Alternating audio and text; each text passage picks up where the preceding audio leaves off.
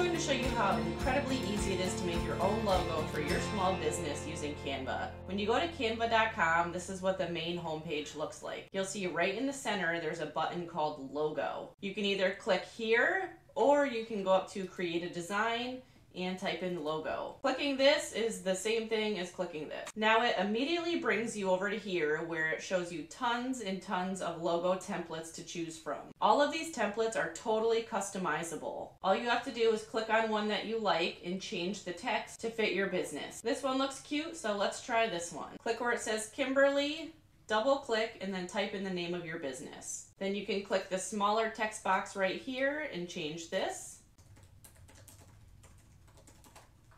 And if you didn't want this at all, you could just delete it. This particular template doesn't allow you to change the color of this background, so if you want to find one that's more customizable, you can just go over here and play around with the different ones. So let's try this one.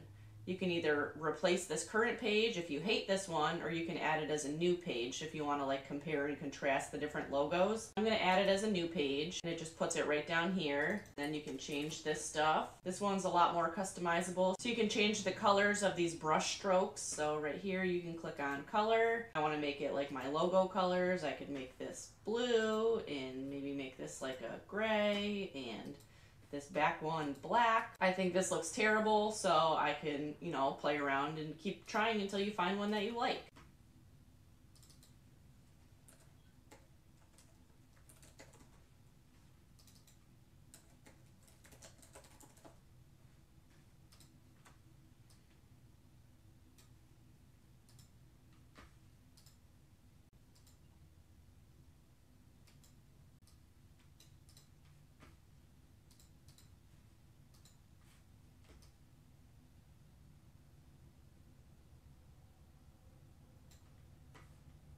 Once you find a logo that you love, you can delete these other ones or you can save both of them. Now if you want to export it from Canva, just go over here and click Share and then Download. You can download all of these different file types, JPEG, PNG, PDF. If you see a little crown next to it, like this SVG, that means that's part of the paid version on Canva. Canva has a free version and a paid version. For a logo, you can download a PNG or a JPEG. You also have the option to download it with a transparent background, but that is part of the paid version.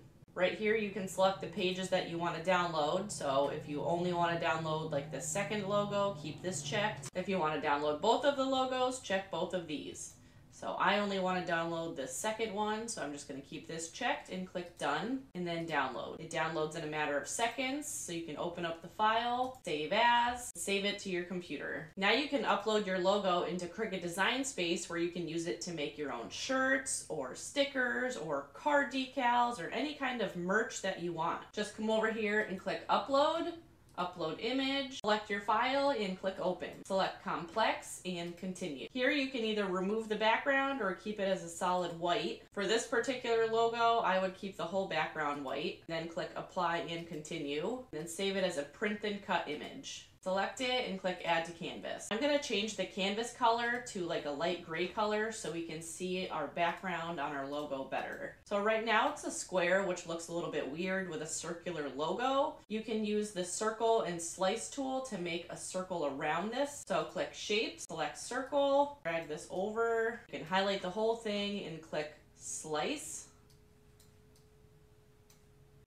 And now you have a more circular logo. I think this circle looks weird with the floral though. I probably wouldn't go with this kind of logo, but I'm just gonna leave it for the sake of this tutorial and show you what to do. So now let's say we wanna make a sheet of stickers that we can put on like our gift bags, or we can print it onto printable vinyl and put it on our car. Or if you print it on printable heat transfer vinyl, you can put it on shirts. So I'm gonna click Shapes and Square. I'm going to resize this to be 8.5 by 11 inches because that's what a standard sheet of paper is. And then I'm going to drag my logo over here.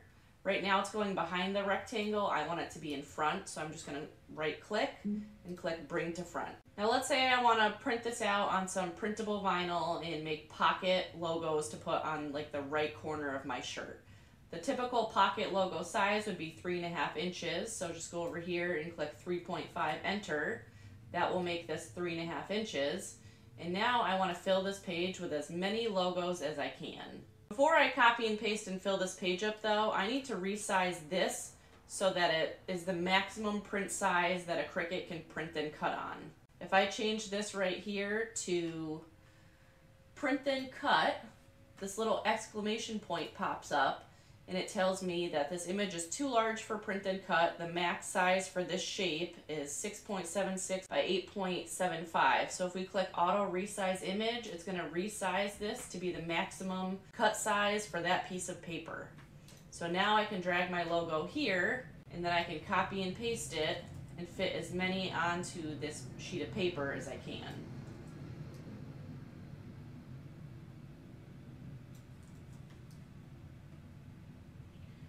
This one's just a little bit too big, but I'm just going to shrink it down a tiny bit so that we can make the most out of our sheet of paper. Who cares if this one is just, 0.2 inches smaller. Next we have to make this background disappear, so click that and click this eye tool to hide it. Then you want to highlight all of these and click Attach. That basically glues these together. Then you can go over and click Make It. Make sure your material size is set to the size paper you're using. I'm using an 8.5 by 11 inch sheet of paper. Then click Continue. Then click Send to Printer. Anytime you use Print and Cut, I would recommend turning on this system dialog and then click Print. What that system dialog does is it brings up this pop-up menu for your printer where you can adjust the preferences.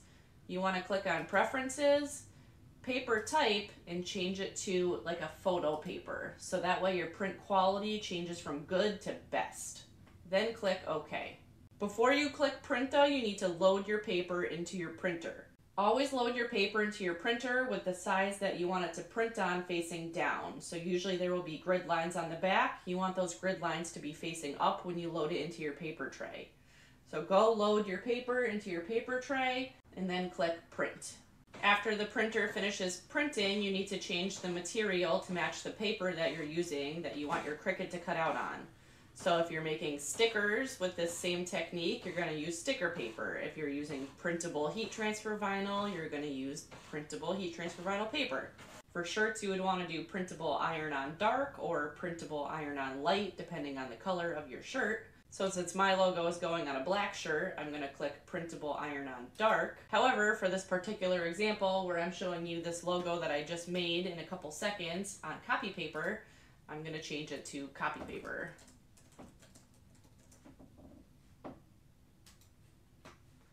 And then click Done.